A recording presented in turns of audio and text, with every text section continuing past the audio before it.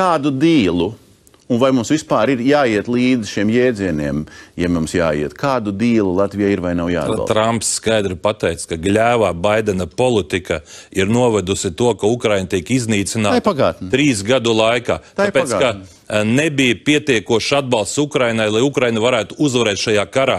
Ukrainai deva tik daudz, lai viņi nezaudē, bet vienlaicīgi, lai viņi neuzvar Krieviju. Tagad, kad ir miruši simtiem tūkstoši cilvēki, es varu pateikt to, Latvijai neviens neprasīs, kāds būs miers. Mums ir pozīcija, tāpat kā ar droniem, ar visu pārējo.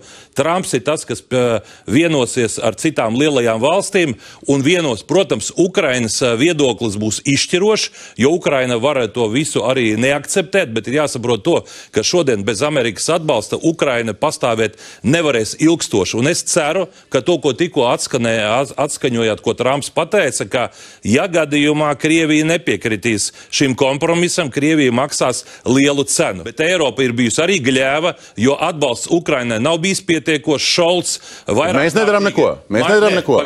Vācija, Šolts vairāk kārtīgi mainīja viedokli. Tad, kad bija pieņemts lēmums atbalstīt Ukrainu, viņš pieņēma lēmumu neatbalstīt. Bet mēs nedaram neko. Asiņoja nost, un šī asiņošana ir jāizbeidz. Pavisam īsti tikai militārajā ziņā mēs esam top 3 valsts, kas atbalsta Ukrainu. Dānija, pret IKP, nevis pēc apjomiem. 10 reizes vairāk var pacelt nekā Zilonis. Bet tas piemērs ir mēs esam skudra uz lielā fonā. Tas piemērs ir ļoti svarīgs, tā līderība ļoti svarīga, lai rādītu citām valstīm. Ukrainā mirst cilvēki, un problēma tā Eiropa bija gļēva atbalstā.